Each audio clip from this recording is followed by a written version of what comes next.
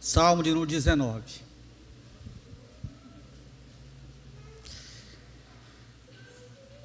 Assim que começou a pandemia, eu preguei o Salmo 19 aqui na igreja. Talvez alguns irmãos vão lembrar. Eu estou pregando de novo por quê? Não é porque não falta texto, não. É porque eu estou na sequência.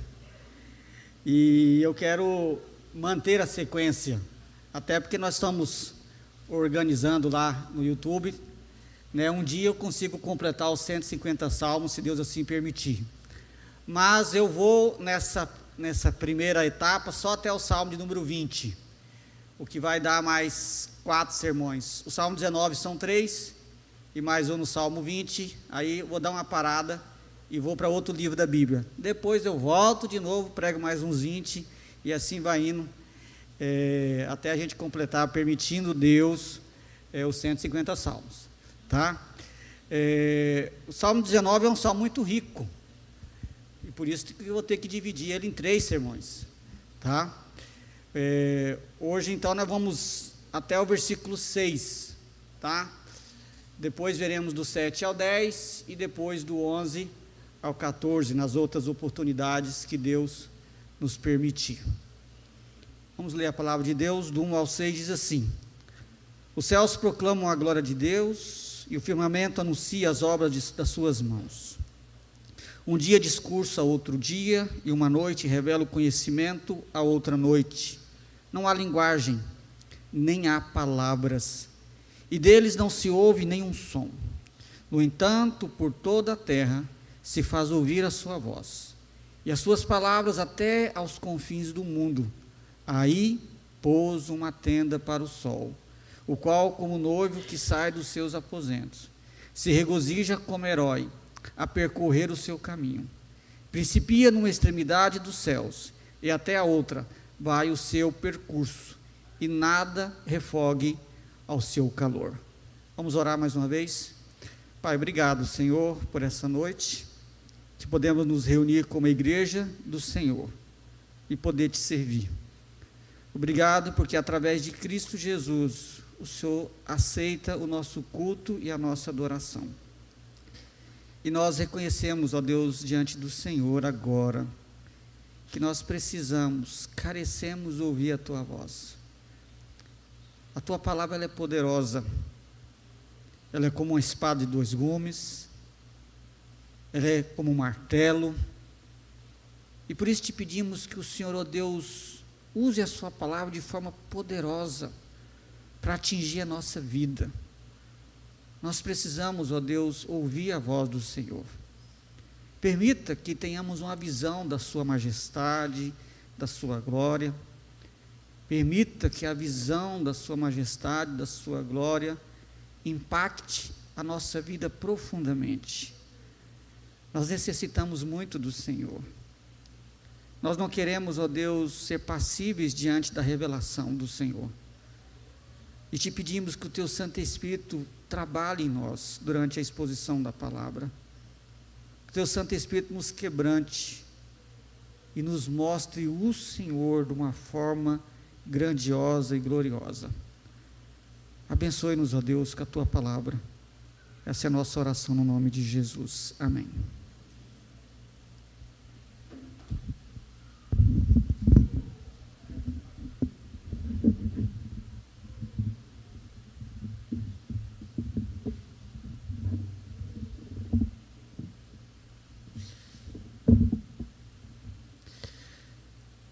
Meus irmãos, é inegável que o nosso Deus, Ele pode ser reconhecido, é só você olhar a criação, e foi bastante enfatizado isso hoje na liturgia. Deus é um Deus que se revela.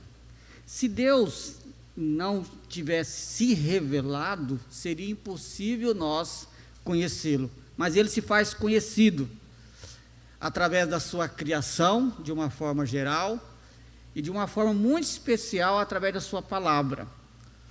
O Salmo 19, como eu disse no início, é um salmo que fala da revelação de Deus do começo ao fim. Do versículo 1 ao 6, ele vai falar da revelação geral. Do 7 ao 10, ele vai falar da revelação especial nas Escrituras. E do 11 ao 14, ele vai nos desafiar a agir corretamente diante da revelação que nos é exposta. Então Deus, ele está se revelando sim, e glórias a Ele por isso. E felizes são aqueles que conseguem perceber Deus na sua revelação, seja ela na revelação geral ou na revelação especial. Mas hoje nós veremos de forma específica a revelação geral. Isso está do versículo 1 ao versículo 6. E nós precisamos de ter uma visão de quem é Deus, para amá-lo, para adorá-lo, para admirá-lo, para servi-lo. Nós precisamos ter uma revelação de quem é Deus para compreender a nós mesmos. Eu só consigo me compreender à luz daquilo que eu enxergo em Deus.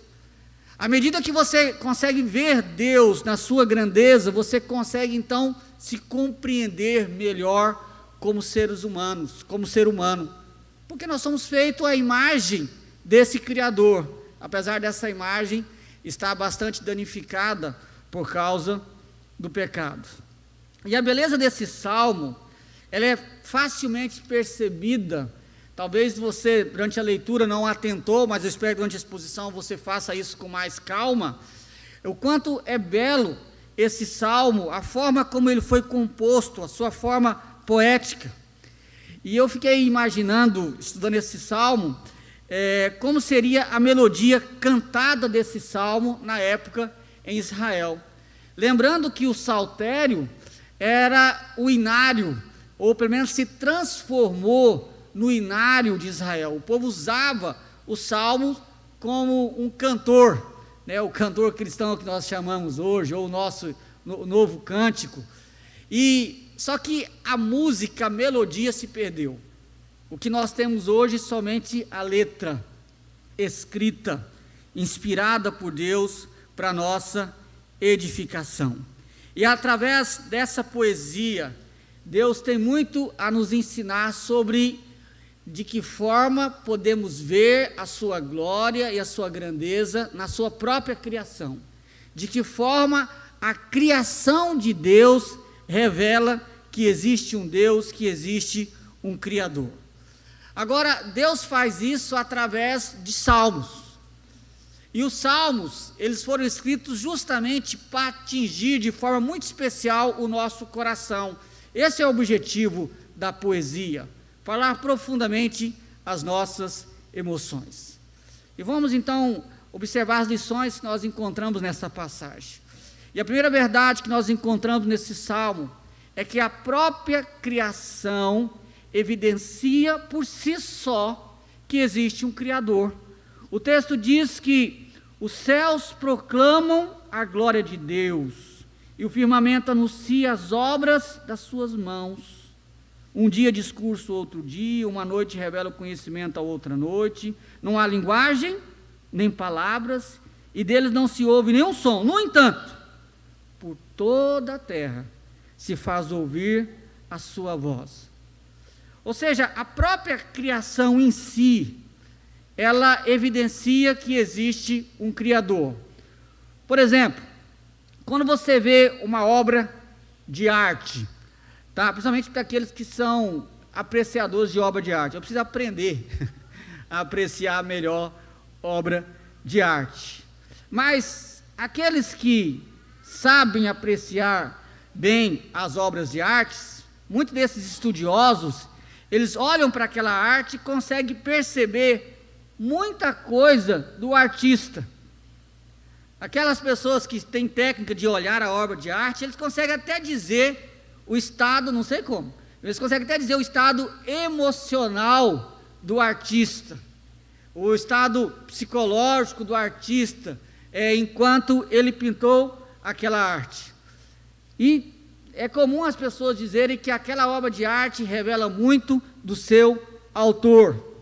Quando nós voltamos os nossos olhos para a criação, é possível encontrar na criação traços do seu Criador. E essa é uma verdade incontestável. Em sua composição, o salmista declara que os céus, eles proclamam a glória de Deus. Ele está dizendo que a criação está anunciando a grandeza, a majestade do nosso Deus.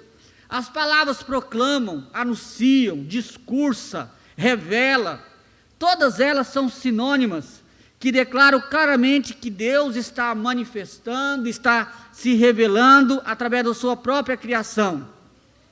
Então, os céticos que dizem não crer em Deus, que dizem que não há prova da existência de Deus, eles estão certamente com seus olhos fechados, porque se eles tiverem a humildade para levantar a cabeça e olhar para o céu, para seguir adiante e olhar ao seu redor, facilmente perceberão que existe um Criador. Eu lembro que alguns anos atrás, talvez uns 15 anos, eu vi um programa de televisão, e um programa de uma TV que não apoia muito essa visão. Mas tinha naquele programa um cientista, que aparentemente não era cristão, e foi perguntado a ele na entrevista: nós podemos dizer que o mundo foi criado por Deus? Ele disse: olha, criado por Deus, por Jesus, por Buda, Maomé, não sei. Mas é possível testificar que há uma mente inteligente por trás da criação. Eu achei interessante a declaração daquele cientista. Mas às vezes nós achamos que só crente é que crê que o mundo é fruto da criação de um ser inteligente. Mas não é. Existem muitos cientistas, inclusive um cientista cristão disse certa vez, Adalto Lourenço, que é bastante conhecido da igreja, ele disse que tem um colega dele que se intitula ateu, mas que reconhece que há evidências na criação de que que haja uma mente inteligente por trás. Porque a beleza, a complexidade, a forma organizacional dessa criação, ela por si só revela que deve ter uma mente brilhante por trás disso. O evolucionismo é somente uma tentativa de tirar Deus da esfera intelectual do mundo. E uma tentativa que ela tem sido frustrada, porque tem crescido o número de cientistas que, mesmo não admitindo o Deus da Bíblia, mesmo não reconhecendo as passagens do livro de Gênesis, chegaram à conclusão científica que uma mente brilhante tem que estar por trás desse universo tão complexo e, ao mesmo tempo, tão bem organizado entre si. Esses cientistas geralmente se denominam não como criacionistas, que geralmente é o nome que os cientistas cristãos dão. Eles se denominam como designers inteligentes. Essa é a linha que geralmente eles seguem, porque eles creem que existe alguém muito inteligente por trás de tudo isso. Mas só através de Jesus eles conseguiriam ver que esse alguém é o Pai, é o Filho, é o Espírito Santo. Mas o ponto é incontestável. A própria criação dá evidências de que existe um Criador. É isso que o texto está dizendo. Em segundo lugar, o texto diz também que a criação não só revela o seu Criador, mas dá evidências da glória desse Criador. Porque a glória é justamente a manifestação da grandeza do Criador.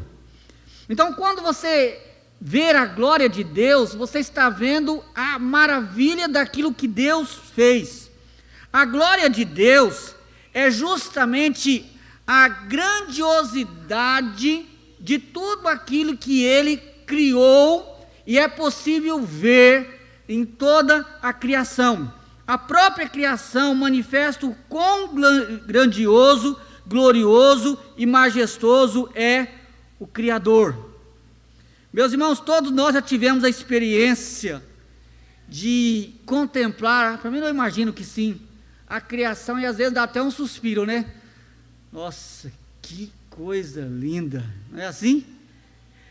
Quantos de nós já não fizemos isso? A gente olha e fala, nossa, que coisa tremenda, seja olhando as estrelas, seja às vezes contemplando as cachoeiras, ou aqueles vales ali na Chapada dos Guimarães, a vastidão do mar, a beleza dos pássaros, somente aqueles pássaros mais coloridos, ou até mesmo aqueles bichinhos mais esquisitos que tem na criação. A minha esposa que às vezes fala, mas Deus criou uns bichinhos bem feios. Mas até nos bichinhos bem feios é percebido a glória do Criador. E alguns dos quais nós nem imaginamos para que foram criados. Você não pensa assim às vezes? Para que foi criado esse bicho? Isso é doido para matar ele, né? Mas a Bíblia diz que tudo isso revela a glória de Deus, porque a glória de Deus é justamente nessa multiplicidade de seres criados em toda a criação. Nós ficamos admirados com tudo isso, todos ficamos encantados, inclusive pela criação dos seres humanos. De fato, os seres humanos são a coroa da criação. Nós ficamos encantados. A nossa igreja está cheia de crianças e bebezinho. E está chegando mais uma turma aí, eu fiquei sabendo hoje de manhã. E, meus irmãos, como é maravilhoso, não é? Quando você pega um bebezinho e você vê o rostinho, tudo perfeitinho, e você imagina que, pelo menos essa foi o meu sentimento quando o Mateus nasceu, que foi o primeiro. E eu imagino, fiquei olhando para ele e pensando, há poucos dias ele estava escondido na barriga da mãe dele. E aí o pai fica meio bobo olhando, né? Agora os avós também, né? E tudo isso revela a glória de Deus. Para mim, a concepção, aqueles 9 meses de gestação, aquilo é uma manifestação tremenda da glória de Deus. Aí uns filhos do Satanás querem abortar. E quer defender quem defende aborto. Isso é um absurdo. Mas toda a criação revela a grandeza e a glória de Deus. A glória de Deus também é experimentada pela complexidade da criação. Esse mundo é complexo. E esse mundo complexo, justamente por causa da sua complexidade, ele não pode ser fruto do acaso, ele só pode ser fruto de uma mente brilhante, que planejou e executou. A Bíblia dá indicação disso. Por exemplo, a Bíblia diz que nós fomos eleitos antes da fundação do mundo. Jesus é o Cordeiro que foi morto antes da fundação do mundo. São indicações de que Deus tem um plano, Deus tem um projeto.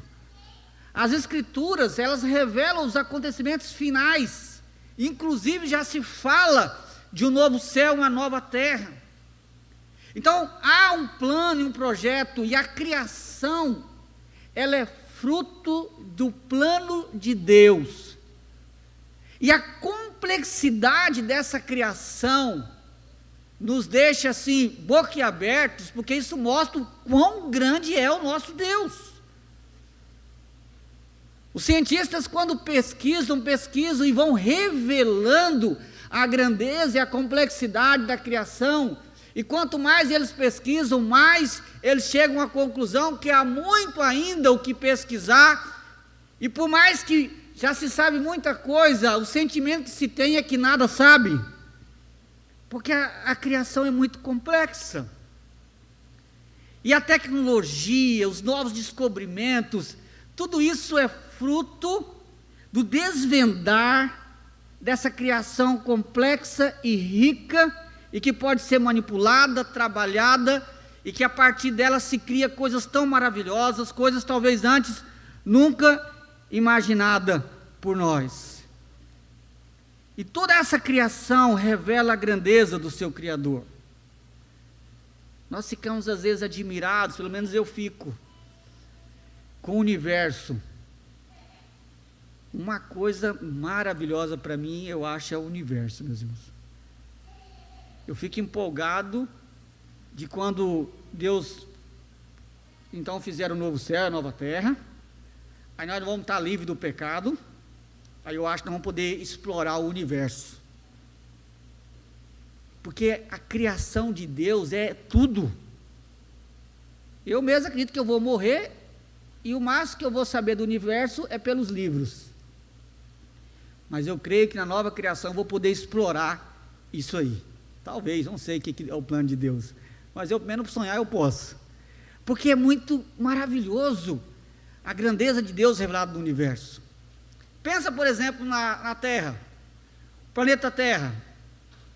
Se ele fosse pouca coisa mais próximo do céu, ninguém vivia aqui, não aguentaria o calor, nem os cuiabanos. Nós não aguentaríamos. Se ele fosse um pouquinho longe do sol, nós íamos congelar também, todo mundo morria. E como que esse negócio fica firme lá no universo? São coisas grandiosas, maravilhosas, e essa complexidade que muitas vezes nos estudos, ele é mais um estudo de observação do que de respostas, só revela cada vez mais a complexidade de toda a criação. E a complexidade da criação revela a grandeza do Criador. Nós vemos que essas coisas são muito bem organizadas, mas ao mesmo tempo são complexas, e ficamos admirados. Por isso que o texto diz que a criação proclama a glória do seu Criador, inclusive na sua complexidade, na sua beleza, mesmo coisas difíceis de entender. E eu digo para os irmãos o seguinte: quanto mais complexo e mais difícil é de entender algumas coisas na criação, eu particularmente mais admiro a Deus. E eu acredito que nós vamos admirar Deus sempre. E a admiração, inclusive na criação. Eu não creio, meus irmãos, que nós vamos chegar um dia, mesmo na nova criação, que nós esgotaremos o nosso conhecimento a respeito da glória de Deus revelada na criação. Nós passaremos a eternidade inteira e não seremos capazes de compreender a grandeza de Deus revelada em toda a sua criação.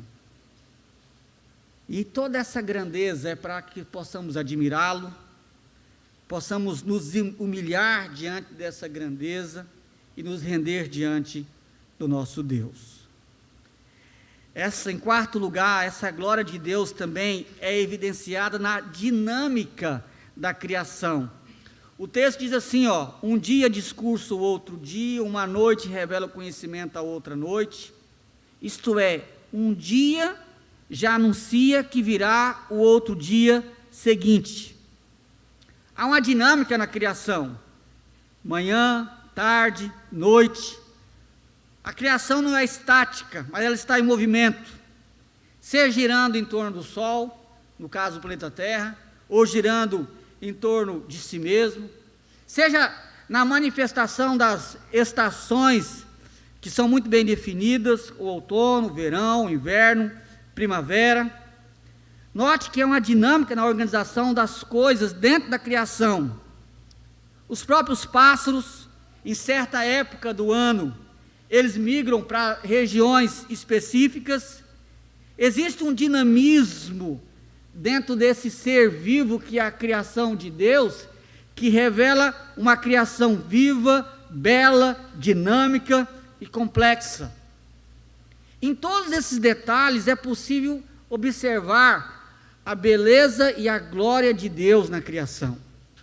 A criação também manifesta a glória de Deus através da sua bondade. Nós percebemos a bondade de Deus em toda a sua criação. A bondade de Deus cuidando dos animais, de mantê-los. A bondade de Deus provendo para nós o alimento, o sustento. A bondade de Deus de não só nos dar o alimento, mas nos dar a graça de degustar os alimentos. Já pensou nisso? Já pensou como sem graça seria a terra, se nós só comêssemos para viver? Mas não é bom comer e sentir o sabor? E olha que eu nem jantei. Meus irmãos, isso é uma bondade de Deus. Então, quando você for jantar, se você não jantou ainda, lembra do sermão de hoje, e fala: oh Deus, obrigado. Obrigado por esse peixe aqui, obrigado por essa picanha e por eu ter chamado o pastor Carlos para comer. Obrigado, Senhor. Aí você agradece a Deus. E se quando você parar para pensar nisso, eu tenho certeza que vai ficar mais gostoso ainda. E você vai ter motivo para agradecer a Deus. Isso é bondade de Deus. E você imaginou com o mundo? Você ainda consegue crer que o mundo é fruto da evolução? Fruto do acaso? Um acaso tão bondoso assim? E é uma variedade de frutas, uma variedade de flores, de beleza. Tudo isso é manifestação da bondade de Deus. E nós também podemos ver que a criação revela a bondade de Deus, fornecendo cura para nossas enfermidades. Todos os remédios que nós usamos vêm da criação. Ele pode ser trabalhado, manipulado pelas indústrias farmacêuticas, mas eles vêm da criação. E de alguns anos para cá, a medicina integrativa tem crescido bastante, e as pessoas têm percebido o quanto nós temos na criação de benefício para a nossa saúde. Na verdade, isso é uma suspeita que eu tenho. Eu acredito que tem, e não é difícil de manipular, inclusive, remédios para todo tipo de doença. Mas a gente sabe que esse mundo corrompido não quer curar ninguém, quer deixar todo mundo escravizado na medicação. Mas Deus proveu na criação remédios para nos ajudar a lidar com as nossas dores, as infecções. Você já imaginou o mundo hoje sem antibiótico? Tantas coisas que Deus provê na criação para nos ajudar enquanto vivemos nesse mundo caído e amaldiçoado pelo pecado. Por isso que o texto diz que a criação revela a glória de Deus, e a glória de Deus é manifesta em sua bondade, fornecendo para nós essas coisas tão importantes e que nós carecemos. Em sétimo lugar, a criação proclama essa glória em cada canto da terra, em toda a terra, em cada lugar é anunciado a glória do Criador. Observe, meus irmãos, no versículo 4, diz o seguinte: no entanto, por toda a terra se faz ouvir a sua voz, e as suas palavras até os confins do mundo. Aí pôs uma tenda para o sol, o qual, como noivo que sai dos seus aposentos, se regozija como herói a percorrer o seu caminho. O salmista está dizendo que por toda parte do mundo é possível, mesmo sem ouvir uma única palavra, é possível ver, contemplar a glória de Deus. Davi, ele usa o sol como exemplo para nos ensinar essa beleza. Davi escolhe o sol, talvez por questões óbvias, né? Porque na região da Palestina, o sol ele é bastante evidenciado durante o dia, como aqui na nossa amada Cuiabá. E nós que moramos aqui conhecemos bem a dinâmica do sol. Agora, o que Davi está usando aqui na sua linguagem? É uma linguagem poética. Quando ele diz, aí pôs uma tenda para o sol, o qual como noivo sai dos seus aposentos. Nessa linguagem poética, o que o salmista quer descrever é o seguinte, porque observe, quando o salmista compõe esse poema, ele compõe a partir da sua reflexão, iluminado pelo Espírito Santo, inspirado pelo Espírito Santo, ele então, a partir da sua reflexão da criação, ele então compõe esse texto. E o que ele está agora meditando, que o faz escrever essas últimas palavras? Ele está meditando justamente na perspectiva de quem está vendo o sol nascendo e o sol se pondo. E o salmista então compara o nascer e o pôr do sol, e quando ele fala assim, aí pôs uma tenda, a ideia é uma tenda onde o noivo e a noiva provavelmente terão a sua noite de núpcia, e de manhã o noivo sai alegre a percorrer todo o caminho para cumprir os seus deveres como esposo. Ou ele usa duas metáforas, a segunda metáfora é do herói. E o herói aqui necessariamente não precisa ser herói de guerra, pode ser um herói de corrida, por exemplo. E a ideia do salmista é alguém que sai percorrendo com toda a sua glória, a sua grandeza, até o outro canto. E o que o salmista quer mostrar aqui é que da mesma forma que o sol sai daqui e ele vai até o outro lado, de tal forma que todas as pessoas, em qualquer lugar, conseguem ver a glória de Deus. Ele usa a metáfora do sol, porque é mais conhecida para ele naquela região. Mas o ponto do salmista é o seguinte, em qualquer canto da terra, é possível contemplar a majestade e a glória de Deus. Em qualquer lugar, na perspectiva do salmista, em qualquer lugar da Palestina, as pessoas poderiam ver o sol, nascendo e se pondo, de uma extremidade a outra. O ponto é, de uma extremidade a outra, a glória de Deus é revelada na sua criação.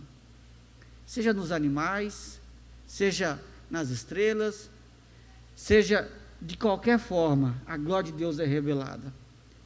E é curioso, meus irmãos, porque, pensando, por exemplo, em animais, há alguns animais que nós não conhecemos porque não são característicos da nossa região, e vice-versa. Mas eles proclamam a glória de Deus naquela região, e aqui, aqueles que são característicos dessa região, proclamam a glória de Deus aqui. O ponto é, em qualquer lugar do mundo, com questões características e específicas das suas regiões, a glória de Deus é revelada. A glória de Deus é revelada. E meus irmãos, pensando sobre tudo isso que nós falamos aqui nesse momento, pensando na glória de Deus que é revelado na criação, que revela o seu Criador, que revela esse Criador majestoso, grande, glorioso, que criou um mundo tão complexo e ao mesmo tempo dinâmico, que revela esse Criador bondoso, amoroso, e que nos proveu um lugar para habitarmos com conforto e podemos nos deleitar na sua própria criação. Essa glória de Deus que ela é vista em todo canto da terra. A questão é, qual deve ser a nossa responsabilidade? Como eu devo agir ou reagir diante disso?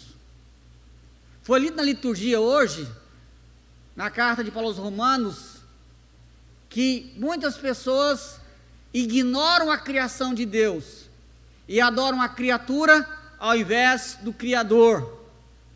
E por isso Deus a entrega à disposição do seu próprio coração, porque elas ignoram o Criador e adoram a criatura.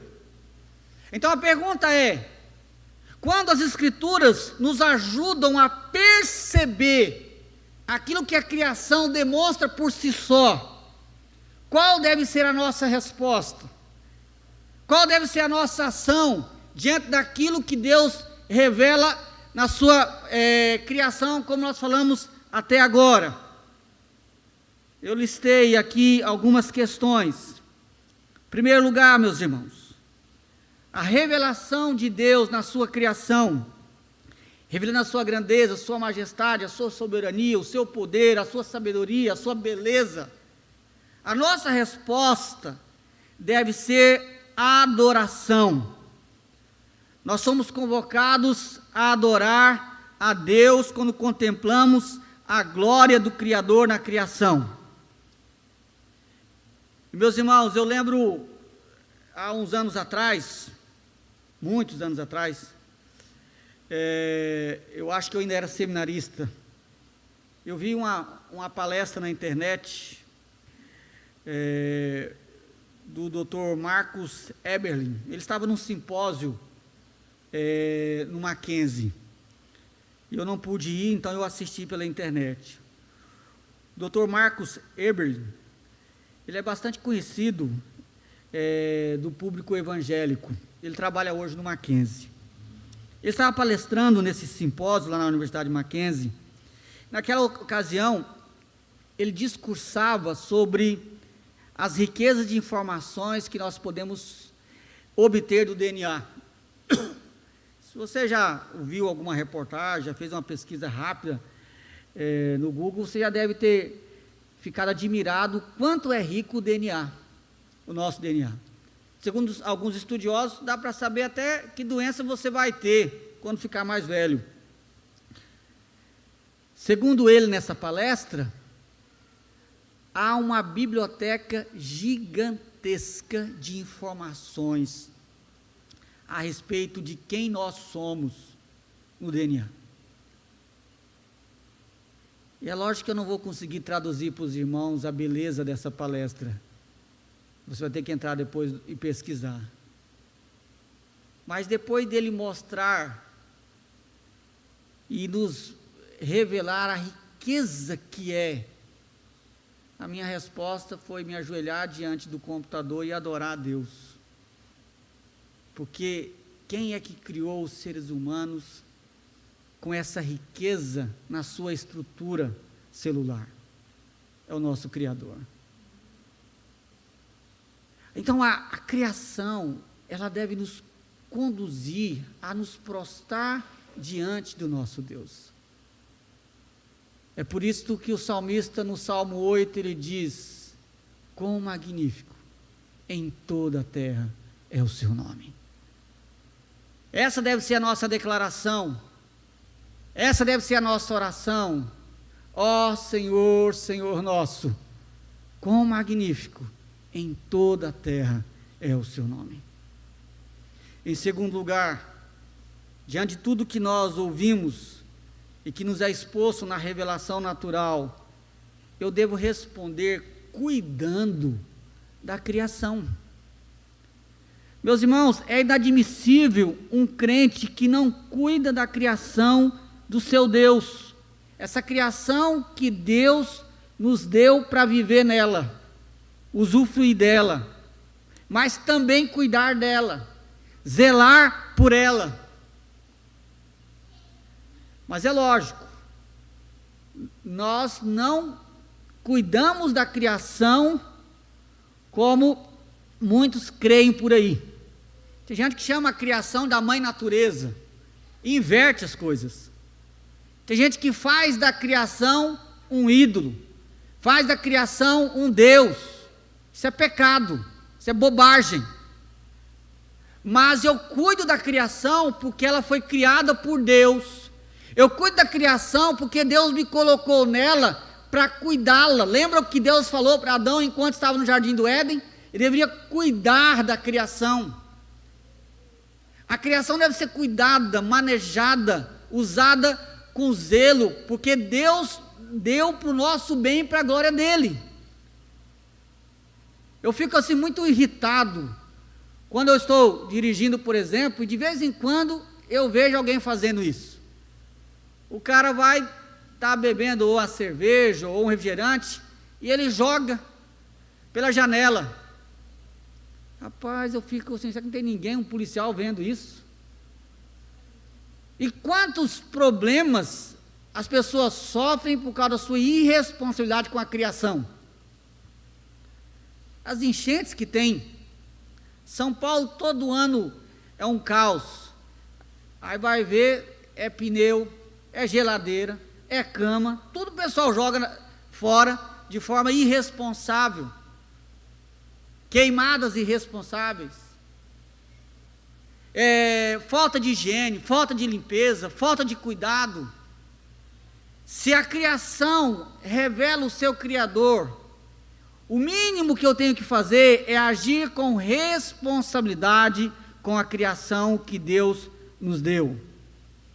Agora, há crentes também que são irresponsáveis. Há crentes que não cuidam da criação. Há crente que também faz isso. Joga garrafa de refrigerante pela janela. Há crentes que faz isso também. Mas nós, como cristãos, devemos cuidar da criação. Admirá-la e cuidar dela, porque Deus nos deu. Agora, em terceiro lugar, à luz de tudo que nós ouvimos, nós falamos que a criação revela a grandeza de Deus, a beleza de Deus, a glória de Deus, a majestade de Deus. Só que essa grandeza, glória e beleza de Deus ainda nos é revelada de uma forma não tão plena. Por quê? Porque a criação está debaixo da maldição do pecado. Lembra o que Deus disse para Adão? Por vossa causa, maldito é a terra. A criação está debaixo da maldição do pecado. Romanos 8 fala que a criação geme esperando o dia da redenção. E por que a criação geme esperando o dia da redenção? Porque a criação está nessa condição limitada por causa do pecado da humanidade. A maldição que está sobre a criação, ela está porque o seu representante, que era Adão, falhou. E por causa dele, a criação está debaixo da maldição do pecado. Por isso que, às vezes, tem alguns vendavais estranhos. Por isso que, às vezes, há seca em várias regiões, chuva demasiado, terremotos. Por isso que, às vezes, você percebe um desequilíbrio na própria criação. Eu confesso que às vezes eu fico imaginando como que seria respirar no Éden. Já pensou nisso? Como que seria respirar no Éden? Não só por não ter a poluição que há no mundo, mas por respirar no ambiente sem a maldição da queda. Eu fico imaginando como seria o sabor das frutas do jardim do Éden, porque ali não havia os efeitos da maldição naquele local. Mas a Bíblia diz que Romanos 8, quando os filhos de Deus forem redimidos, a criação será redimida do cativeiro, porque ela não está nessa condição voluntariamente, ela está nessa condição por causa do pecado do homem. O dia que o homem for redimido, a criação será redimida. Consegue imaginar isso? Se você fica boquiaberto ao imaginar a criação hoje, imagina a nova criação, o novo céu, a nova terra. Então, ao contemplar a criação atual e ver a glória e a grandeza do nosso Deus, eu devo ansiar pela nova criação, onde a beleza e a grandeza de Deus serão reveladas como nunca vista, nem mesmo, creio eu, no Éden, porque vai haver uma progressão muito maior, de acordo com o livro de Apocalipse. Então eu devo olhar para a criação e almejar a nova criação, na esperança de que nela a grandeza de Deus vai ser revelada ainda com mais profundidade e muito mais intensidade. E maior ainda será a nossa adoração, o nosso louvor, a nossa admiração, a nossa contemplação da beleza do nosso Deus, vista em toda a sua criação. E nós podemos ter esperança, meus irmãos, porque o Senhor Jesus Cristo veio para nos redimir, e ao redimir o seu povo, a criação então será liberta do cativeiro da corrupção, porque Cristo nos salvou, resolveu o problema, o nosso problema que é o pecado lá na cruz. Então nós podemos olhar para a criação com esperança, sabendo que um dia tudo vai ser restaurado, e aquilo que é belo, mais belo será, aquilo que é admirável, mais admirado será, aquilo que nos deixa às vezes extasiado, mais extasiado ficaremos, porque viveremos numa criação restaurada, livre da maldição da queda, e a beleza de Deus vista de uma forma inimaginável. Louvado seja Deus que nos criou, e louvado seja Deus que nos redimiu, e louvado seja Deus que está preparando para nós um lugar melhor do que esse lugar tão bom no qual nós já vivemos hoje. Amém? Vamos ficar em pé, vamos orar.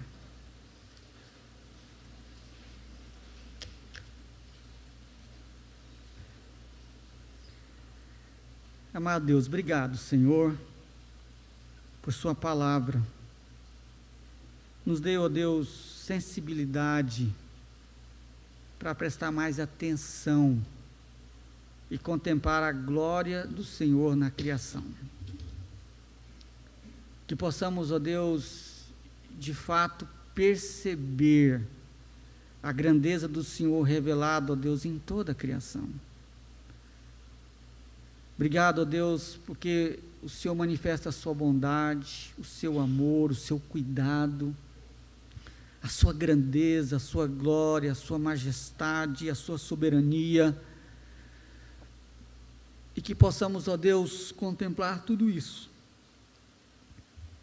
e nos render ao Senhor com adoração, exaltar e engrandecer o teu santo nome, que possamos cuidar dessa criação, e ansiar, ó Deus, profundamente, com aquele dia, em que todas as coisas serão restauradas, e podemos viver, ó Deus, num novo céu e numa nova terra, e poderemos contemplar, ó Deus, algo nunca visto, e nem mesmo imaginado por cada um de nós, e sabemos que tudo isso, ó Deus, é possível, por causa de Jesus Cristo, teu Filho, e nós o adoramos por isso.